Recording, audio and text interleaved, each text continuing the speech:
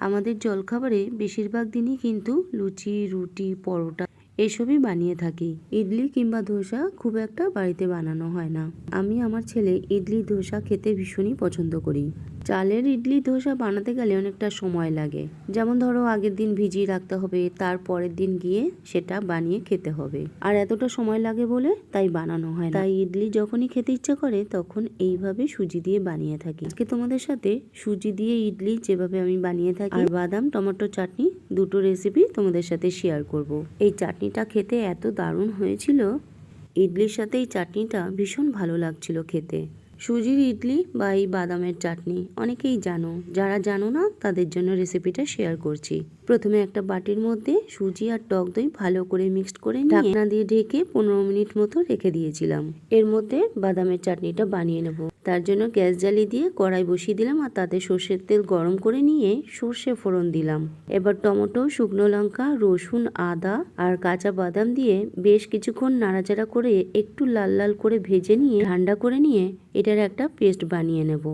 সুজি আর টক দই মিক্সড করে রেখেছিলাম, 15 মিনিট হয়ে গেছে। 15 মিনিট পর এর মধ্যে লবণ, বেকিং সোডা আর জল দিয়ে একটা ব্যাটার তৈরি করে নেব। ব্যাটারটা খুব পাতলাও করব না, আবার খুব ঘনও করব না। ব্যাটারটা তৈরি করে নেওয়া হয়ে গেছে। ইডলি মেকারে ব্যাটারগুলো দিয়ে দিলাম। এরপর হাঁড়িতে জল দিয়ে দিয়েছি আর ইডলি মেকারটা হাঁড়ির মধ্যে দিয়ে ঢাকনা দিয়ে ঢেকে স্টিম করে নেব। আমার কাছে প্রপার ইডলি মেকার নেই, আমি এই প্লাস্টিকের ইডলি মেকার দিয়েই বানিয়ে থাকি।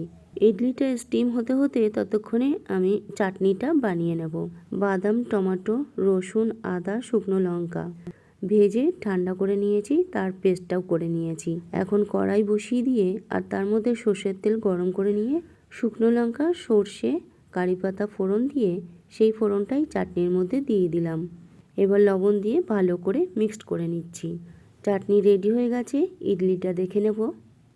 ঢাকনা খুলে চেক করে নিয়েছি ছুরি দিয়ে যে ইডলির ভেতরটা কাঁচা আছে। ভালোভাবে ইডলিটা তৈরি হয়ে গেছে, এখন তুলে নিচ্ছি। আর তোমরা দেখে হয়তো বুঝতেই পারছো ইডলিটা কি সুন্দরভাবে তৈরি হয়েছে। ভীষণ নরম হয়েছিল ইডলিটা। এখন সুন্দর করে সাজিয়ে সার্ভ করে দেব। এইভাবে তোমরাও একবার বানিয়ে খেয়ে দেখতে পারো, ভীষণ ভালো হয় খেতে। যে পছন্দ করে না সেও কিন্তু দুটোর জায়গায় 4টে ইডলি খেয়ে নেবে। আমার তো ভীষণই ভালো লেগেছিল আর এই বাদামের চাটনি দিয়ে আরো বেশি ভালো লাগছিল খেতে। ইডলি আমার ভীষণই ভালো লাগে খেতে। তোমাদের কার কার ইডলি পছন্দ অবশ্যই কমেন্ট করে জানিও। দুটো রেসিপি তোমাদের কেমন লাগলো অবশ্যই কমেন্ট করে জানিও। যদি ভালো লেগে থাকে একটা লাইক করে ভিডিওটা শেয়ার করে দিও আর আমার চ্যানেলটিকে প্লিজ সাবস্ক্রাইব করে দিও। দেখো একদম তৈরি হয়ে গেছে নরম তুলতুলে ইডলির সাথে বাদামের চাটনি।